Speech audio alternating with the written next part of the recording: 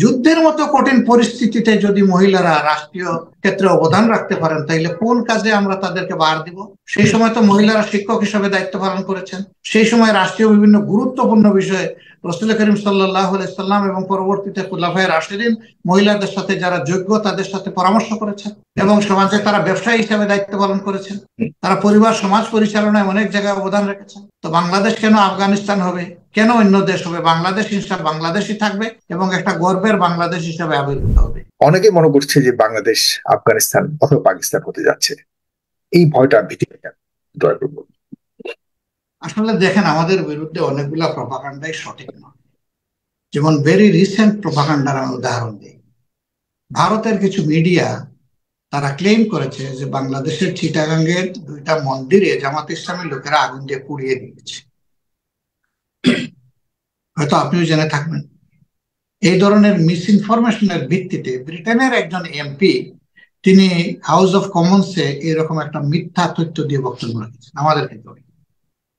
আমরা আজকেও British high কমিশনারের সাথে দেখা করে আমরা একটা প্রতিবাদ লিপি তার হাতে তুলে দিয়েছি, এবং আমরা বলেছি যে ইন্টারন্যাশনাল একটা প্রোব বডি আসুক, তদন্ত করুক, আমরা সর্বাত্মক সহযোগিতা দেব। যদি তার সত্য প্রমাণিত হয় তাইলে রাষ্ট্রের যে কোনো সিদ্ধান্ত আমরা মাথা রাখব, এবং আমরা বলেছি যে এই চ্যালেঞ্জ নেওয়ার জন্য আমরা প্রস্তুত।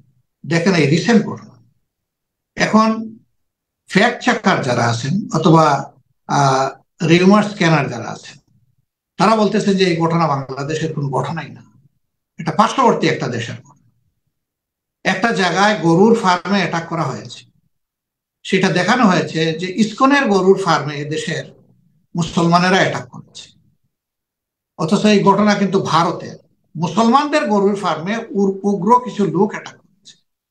সেই ঘটনাকে ঘুরিয়ে তারা বাংলাদেশের উপর ফেলে দিয়েছে। এই রিসেন্ট ঘটনাগুলোকে যেহেতু আপনার টুইস্ট করা গেল, পরিবর্তন করে দেওয়া গেল, গত 53 বছরে অব্যাহতভাবে জামাত ইসলামের বিরুদ্ধে যে সমস্ত অপপ্রচার চালানো হয়েছে, চাণক্য ফর্মুলা অনুযায়ী 100 বার অসত্য কথা বললে মানুষ কনফিউশনে পড়ে গিয়ে বলে হয়তো বা এটা সত্য, নাইলে 100 জন লোককে মিথ্যা বলতে পারে। আর একটা প্রবাদ চালু আছে, যার ওঠে তার কিছু হলেও ঘটে। তাইলে এত কিছু বলা হচ্ছে, হয়তো এর পিছনে কোনো কিছু আছে। কারণ আমাদের বিরুদ্ধে এই আতঙ্কের কারণটা কি? আতঙ্কের কারণ তারা নিজেই, তাদের অপপ্রচার। আপনি যদি একটা পক্ষকে প্রগতিশীল বলেন, প্রগতিশীল মানে হচ্ছে যে তারা একটা পরিচ্ছন্ন দেশ চাইবেন, দুর্নীতিমুক্ত একটা দেশ চাইবেন, গতিশীল একটা দেশ চাইবেন, যেখানে যুবকরা উচিত সঠিক শিক্ষা নেবে, শিক্ষা নেওয়ার পরে তারা তাদের হাতগুলোকে কর্মীর হাতে পরিণত করবে এবং দেশ গড়ার কাজে তারা অংশগ্রহণ করবে, যার যার যোগ্যতা অভিজ্ঞতা অনুযায়ী দেশ গড়ার কাজে অবদান রাখবে, যেখানে ন্যায় বিচার প্রতিষ্ঠিত থাকবে, যেখানে গাছতলা এবং পাঁচতলার ব্যবধান হবে না, মানুষের সম্পদের একটা ভারসাম্য যেখানে বহাল থাকবে, প্রত্যেকটা শিশু জন্ম নেওয়ার পরে তার স্বাস্থ্য সেবা পাওয়ার অধিকার, তার শিক্ষা পাওয়ার অধিকার, তার বেড়ে ওঠার অধিকার, সবকিছু সে ভোগ করবে। যদি ধনীর সন্তান হয় তার মা বাপের কেয়ারে হবে, যদি অভাবী মানুষের সন্তান হয় রাষ্ট্রের কেয়ারে সে বেড়ে উঠবে।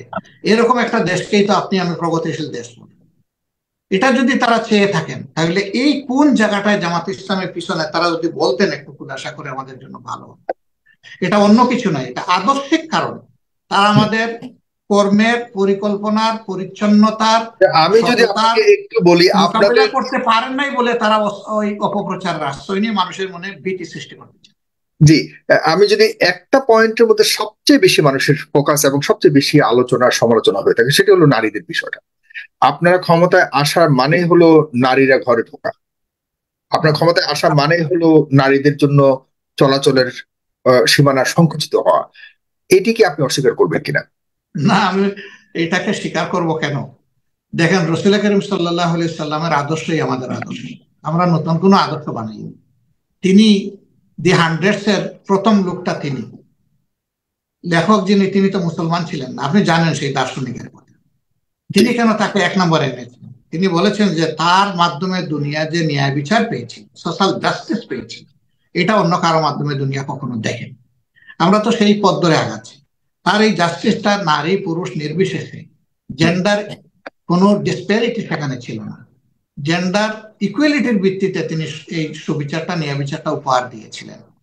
মানুষের জীবনের সবচেয়ে কঠিন কাজ হচ্ছে যুদ্ধ। রাসূল করিম সাল্লাল্লাহু আলাইহি ওয়াসাল্লাম যুদ্ধে কিন্তু তার স্ত্রীদের সহ মুসলিম নারীদেরকে জায়গা করে দিয়েছিলেন যুদ্ধ করার জন্য। এমনকি উহুদ যুদ্ধের একটা ঘটনা আমরা অনেকেই জানি, আপনিও হয়তো জানেন, যে উহুদ যুদ্ধ ছিল কঠিন ভয়াবহ একটা পরীক্ষা মুসলমানদের জন্য। সেকেন্ড ফেজে মুসলমানরা আক্রান্ত হয়ে দিক বিদিক অনেকটা ছড়িয়ে ছিটিয়ে পড়েছিলেন। রাসূল করিম সাল্লাল্লাহু আলাইহি ওয়াসাল্লাম এবং তার শত্রুদের অবস্থান খুবই কাছাকাছি ছিল। সেই সময় একজন মহিলা, পুরুষ নয়, একজন মহিলা চতুর্দিকে ঘুরে ঘুরে আল্লাহ রাসূলকে ঢাল হিসাবে প্রোটেক্ট করেছিলেন। যুদ্ধ শেষে তার শরীরে 70টা ভারী আঘাত এবং ঝুলন্ত অনেকগুলা তীর ছিল। সেই তীরগুলা রাসূল করিম সাল্লাল্লাহু আলাইহি ওয়াসাল্লাম নিজের দাঁত দিয়ে কামড় দিয়ে বের করেছিলেন। সেই মহিলার নাম ছিল হযরতে নুসাইবা রাদিয়াল্লাহু তাআলা। যুদ্ধের মতো কঠিন পরিস্থিতিতে যদি মহিলারা রাষ্ট্রীয় ক্ষেত্রে অবদান রাখতে পারেন, তাইলে কোন কাজে আমরা তাদেরকে বার দিব? সেই সময় তো মহিলারা শিক্ষক হিসেবে দায়িত্ব পালন করেছেন। সেই সময় রাষ্ট্রীয় বিভিন্ন গুরুত্বপূর্ণ বিষয়ে রাসূল করিম সাল্লাল্লাহু আলাইহি সাল্লাম এবং পরবর্তীতে খুলাফায়ে রাশিদিন মহিলাদের সাথে যারা যোগ্য তাদের সাথে পরামর্শ করেছেন এবং সমাজে তারা ব্যবসায়ী হিসেবে দায়িত্ব পালন করেছেন। তারা পরিবার সমাজ পরিচালনায় অনেক জায়গায় অবদান রেখেছেন।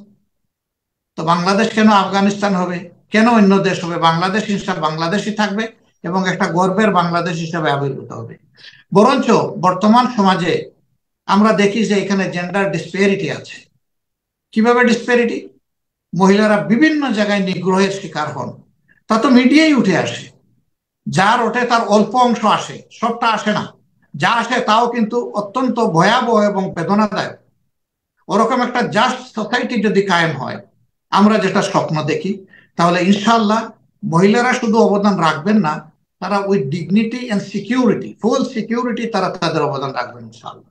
এবং সেদিন ওই রাষ্ট্রের নাগরিক হয়ে তারা গর্ববোধ করবে। হ্যাঁ, কিন্তু আমরা তো ঘরে বন্ধ রাখার কোনো প্রশ্নই ওঠে না। হ্যাঁ, আমাদের মহানবী সাল্লাল্লাহু আলাইহি ওয়াসাল্লামের প্রথম স্ত্রী যিনি একজন ব্যবসায়ী ছিলেন তৎকালীন সময়, কিন্তু আজকে কি আমরা সেটা আমরা ভাবতে পারি যে জামাত ইসলামের কোন একজন নেতা, কোন একজন নারী ব্যবসায়ীর অধীনে কাজ করবে? সেটা তো আমরা দেখি না, কারণ এখন তো নারীদের কে আমাদের মাঝে আছেন তো, নাই না। এবং কর্মক্ষেত্রে আমরা নারী পুরুষ দেখি না, আমরা দেখি যোগ্যতা। আজকেও একটা মিডিয়ার সাথে আমার কথা হচ্ছিল, তো একজন বললেন যে নারী অধিকার সম্পর্কে আমি একটু জানতে চাই। আমি বললাম, আপনি কি পুরুষ অধিকার অস্বীকার করবেন? আমরা তো নারী পুরুষ উভয়ের অধিকার আমরা এস্টাবলিশ করতে চাই। যার যার অবস্থানে তার সামর্থ্য অনুযায়ী তাকে সর্বোচ্চ জায়গাটি করে দেওয়া হচ্ছে রাষ্ট্রের দায়িত্ব। আমারও ছোট দুই একটা প্রতিষ্ঠানের সাথে সম্পর্ক আছে, সেখানে আমরা কোনো জেন্ডার এন্ড রিলিজিয়ন ডিসপ্যারিটি করি না। আমরা দেখি কার কি যোগ্যতা আছে, রিলিজিয়নও দেখি না, জেন্ডারও দেখি না। যে যেখানে অবদান রাখার জন্য অ্যাপ্রোপ্রিয়েট আমরা সেখানে তাকে আমরা অ্যাপয়েন্টমেন্ট দিয়েছি, এমপ্লয় করেছি। তারা সেই এমপ্লয়মেন্টটা অত্যন্ত আনন্দে গ্রহণ করেছেন এবং তাদের অবস্থাটা এমন যে অনেকে এখান থেকে সরকারি চাকরি পেয়েছেন, কিছুদিন সরকারি চাকরি পেয়ে ওই চাকরি ছেড়ে চলে এসে বলেছেন যে আমি আবার এখানে সুযোগ পাবো কিনা। আমরা জিজ্ঞেস করেছি, এই দেশে সরকারি চাকরি লোভনীয়, আপনি ছাড়বেন কেন? বলে যে এখানে যে পরিবেশ আমরা পেয়েছি ওখানে সেই পরিবেশ নেই। মানুষ তো পরিবেশের জন্য লালায়িত, আমরা একটা ভালো পরিবেশে থাকতে চাই। তো আলহামদুলিল্লাহ, এটা আমার মুখের কথা না, কেউ ইচ্ছা করলে সেটা ভেরিফাই করতে পারে এবং দেশের একটা মিডিয়াও সেটা ভেরিফাই করে তাদের মতো করে একটা রিপোর্ট করেছে, হয়তো আপনারা অনেকে জানেন। তার মানে জামাত ইসলামের আমির ডাক্তার শফিকুর রহমান বলছে যে নারীদের ক্ষেত্রে আমরা নারী পুরুষ জেন্ডার ডিসপারিটি দেখি না, আমরা দেখি যে যোগ্যতা কি, সেই যোগ্যতার ভিত্তিতে তাদেরকে নারীকে মূল্যায়ন করা। এটি একটি বড় ধরনের স্টেটমেন্ট আমি মনে করি। আজকে প্রিয় দর্শক, আপনারা অবশ্যই ভেরিফাই করবেন, যাচাই করবেন।